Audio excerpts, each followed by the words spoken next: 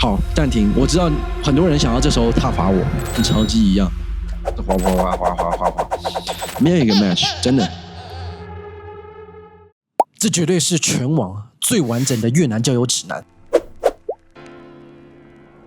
在过去3个月的时间，我花了超多的时间、超多的钱，花了超过1500个越南女生，从最北的河内滑到了胡志明，那些能试的东西、不能试的东西，我都帮你试了。内容非常的精彩，也是最完整的，保证你收获满满。没有效，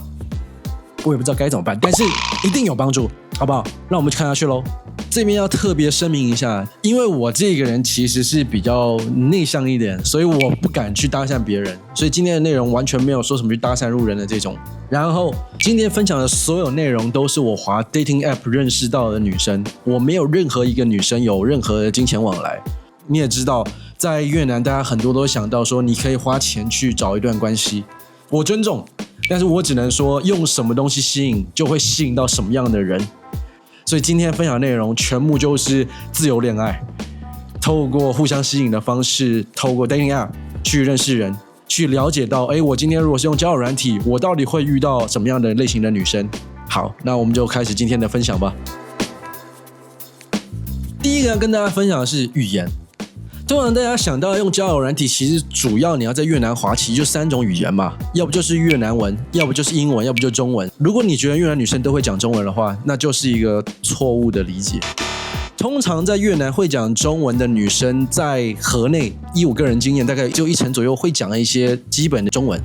那如果你今天到胡志明，那这个比例可能只有到大概 5%。所以我觉得第一点，大家先破除一个迷思，越南女生多数是不会讲中文的。不要因为刚好你在台湾看到越南人会讲中文，你就觉得他们都会，不，多数都不会。所以我觉得大家如果想要用中文去认识越南女生，在越南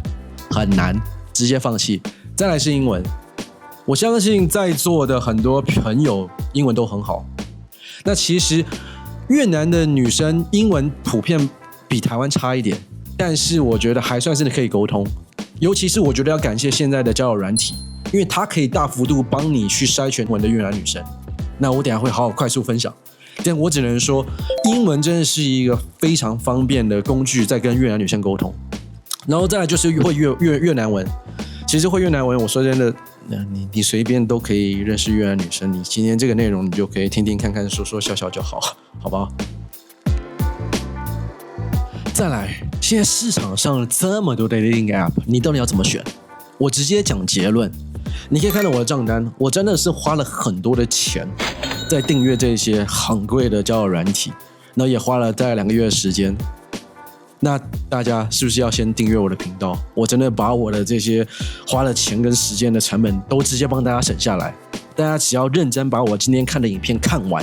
直接你就可以带走所有的经验跟积累，好不好？所以记得订阅、按赞我的频道。好，回到这边，在讲这个 dating app 要怎么选，直接讲结论，直接选 Bumble， 其他都不要用，不要用 Tinder， 不要用 Badoo， 不用其他的这些产品。为什么？我直接这样讲吧，就我自己的样子，你可以看我的这副，就是我这副老脸。好，是加上会讲英文。我在 Bumble 上面的这个 matching 的体验其实是非常非常好的，我基本上觉得是远大于其他 app。加上我遇到的这些女生，她们的这些 mindset 跟3观，我都觉得算是最正的。所以不管是从质从量来说，我觉得 Bumble 都是最棒的。其他你直接就忽略吧，真的。因为这边我觉得大家会有一个误区，就是我今天会讲英文，我很担心我今天花很多时间 matching 到的女生，她根本不讲英文，她都讲越南文，那其实这个就很低效率。但是你在 Bumble 上，我基本上会遇到这种情况很低，多数帮我 matching 到的女生，我就算没有写说我只要找会英文的，她也帮我 matching 到很好的高质量女生。那如果是Tinder呢？我知道各位有那种长得非常的俊俏、非常帅气的外形，那你确实可以用 Tinder， 但是我相信更多的朋友，尤其是就是在说你，就是我知道你除了有帅气的外形，你还有一个非常好的内在，那其实 Bumble 就更适合你。那接下来下一个地区，到底在越南要去哪里可以更容易滑到这些女生呢？因为我自己过去这2个月时间，我基本上全越南全境，最北从河内，最南到胡志明，最中到岘港，中间还去了顺化，再去了惠安，再去了鸭庄，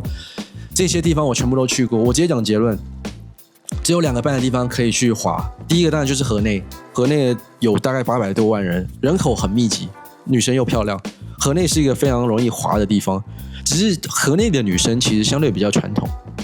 然后再来就是胡志明，胡志明有1400万人，再加上过去受到一点美国的影响，这边的氛围其实是比较开放一点，会英文的比例也比较高，而且人口密度高，所以这边其实很容易认识女生。那再来是岘港，我刚刚说为什么说半个，其实是因为岘港的人口不多，你这边其实就是滑不太到人，你可能会滑到很多中南美洲的人，所以我觉得岘港可能适合那种你长期在那边工作。但如果假设你比如说你只去个4-5天，我觉得岘港你可能不太能有些期待，真的。那至于其他的一些小城市啊，我建议你就不用想，基本上没什么人，就是你要想就是会讲英文又会用 dating app 又用你这款 dating app 的人其实少之又少。然后今天的内容其实我想要更数据化，让你们更透明的知道在越南的环境到底交友我刚刚提的这些所谓的滑的体验到底怎么样。我们来看数据吧。作为一个理工男，数据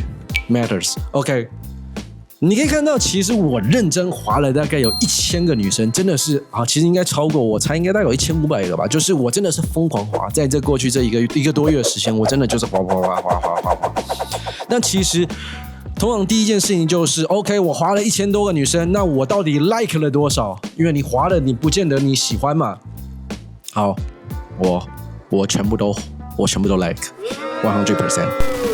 好，暂停。我知道很多人想要这时候挞伐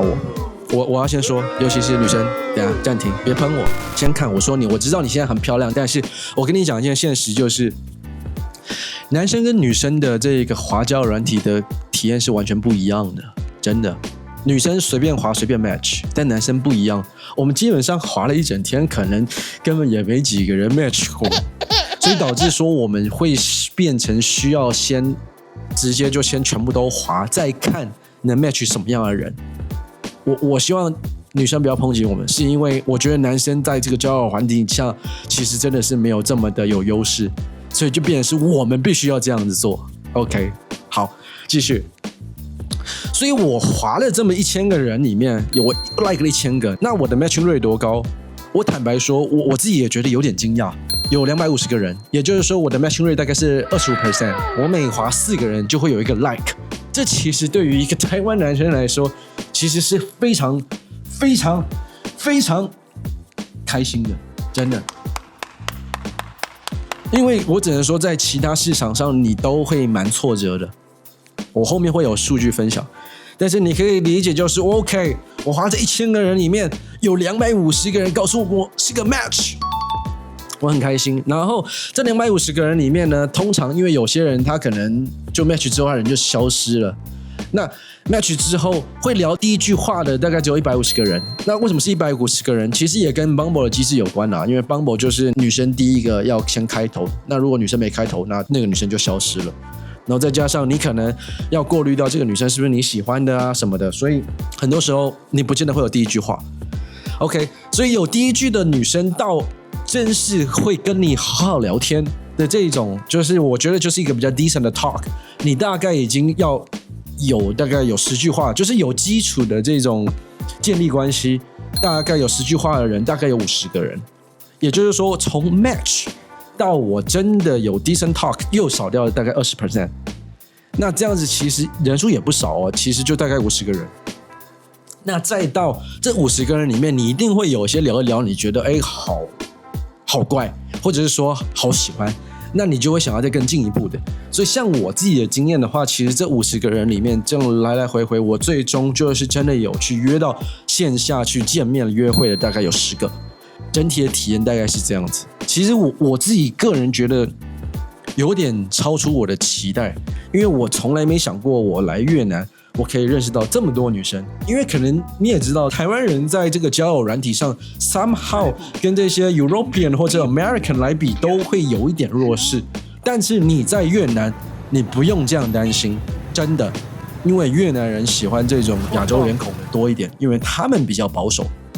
他们更接受的是跟自己有相似文化的人。那台湾人其实就是一个还不错的选择，所以台湾男生还是要对自己有点信心，好吗？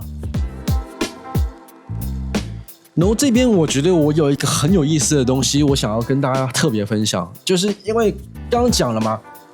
越南的体验好，那我也想知道你跟台湾啊，跟其他国家相比的体验到底怎么样。这边跟大家分享，我过去在台湾、日本、韩国、菲律宾、越南，我把所有我在滑交友软体的经验做了一个分析。而且这边要更重点提的是，我这一些分析我全部都是买 VIP， 因为只有买 VIP 才能对精准的去测试我今天在这个市场上的行情到底怎么样。你其实可以看到啊，就是作为我这副老脸 ，OK，come on， 又说了一次，就我这副样子，我在台湾其实我的 matching rate 大概只有 10%， 也就是说，我大概滑10个女生，我就只有1个女生会理我。然后你会发现一件很可怕的事情，其实我也不知道该说是文化还是说长相问题，就是在日本跟韩国，你看到我的 matching rate 其实低到爆掉，我日本几乎是0，我真的是。靠，这真的超心酸。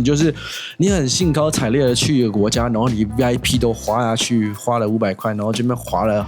5天，没有一个 match， 真的。我觉得可能跟日本的民族性有关吧，就是死不承认，就是日本男生就长比你好看。对，反正日本很难滑，真的不是很难，根本滑不到。可能我没有这个天分啊，不好意思，请各位兄弟再帮我去征战一下。韩国也是，韩国其实我觉得真的很难。我觉得日本跟韩国都是真的，这些民族性真的是比较强。然后韩国为什么有这 1% 呢？那 1% 好像是